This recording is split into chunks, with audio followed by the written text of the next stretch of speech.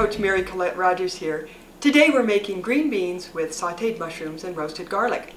From this recipe you'll learn 3 quick techniques for dressing up a simple recipe like green beans. You can add roasted garlic to it, sauteed mushrooms, and top it off with fresh herbs. Roasting garlic is an easy thing to do. We simply put a little bit of olive oil on that head of garlic, rub it around, and place it in a container. This happens to be an actual garlic roaster, but you can easily use just a small baking dish as well. Roast garlic in a 350-degree oven for about 45 minutes to an hour. It depends on how big the head of garlic is. You'll know the garlic is done when it's nice and soft. Go ahead and pull the lid off, squeeze it, and if it's nice and squishy, then you'll know that garlic is going to be done. Roasting garlic does something almost magical to it. It makes it mellow and sweet and turns it into a creamy, buttery paste. Okay. Pop the garlic open so that the cloves come apart. And then there's 2 ways of doing this. One is you can squeeze the clove of garlic out and you can see how soft and buttery it is. Alternatively, you can simply pop each clove out just by hand. Sauteing the mushrooms is the next stage in this recipe.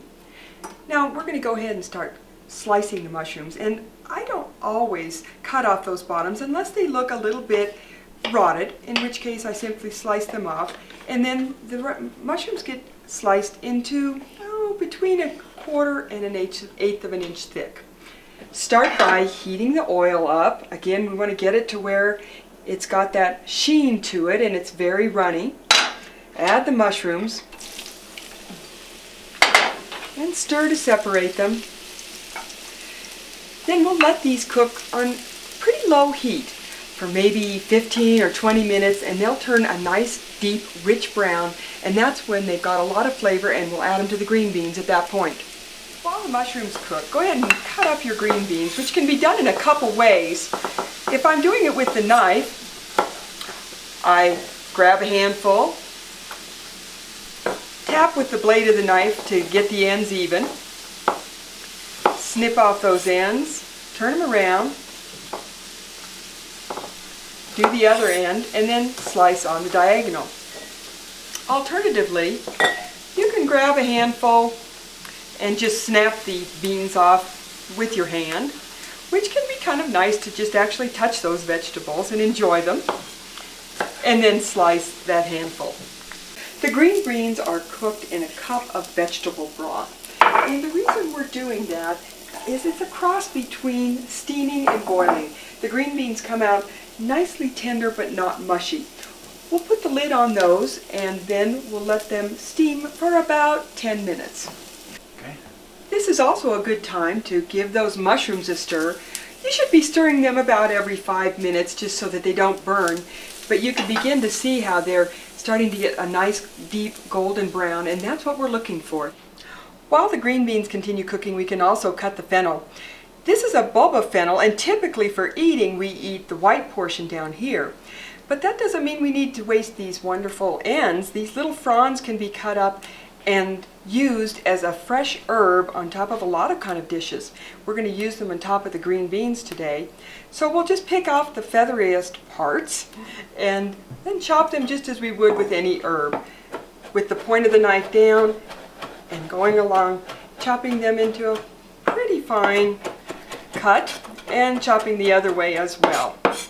Probably about a tablespoon is all you'll need. After about 10 to 15 minutes, the green beans will be crisp tender and most of the broth will be evaporated. Go ahead and add the roasted garlic, and we use a large-sized fork to begin mashing it, incorporating any of the leftover broth that's in there. And then as you're mashing too, we add that last tablespoon of olive oil, which turns it into a nice soft paste which will mix well with the green beans. Once the garlic has been turned into a nice smooth butter, go ahead and then stir in the green beans until they're thoroughly coated. So there's our first accent, is the roasted garlic, and of course you could stop at just this point if that's all the time that you have. But if you want to add even another gourmet flair to this dish, stir in those sauteed mushrooms, being careful not to burn your hand on the pan.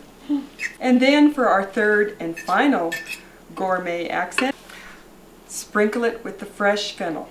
Add a little bit of sea salt and a few grinds of fresh pepper, and your dish is done. And with those 3 steps, we've transformed simple green beans into a gourmet dish.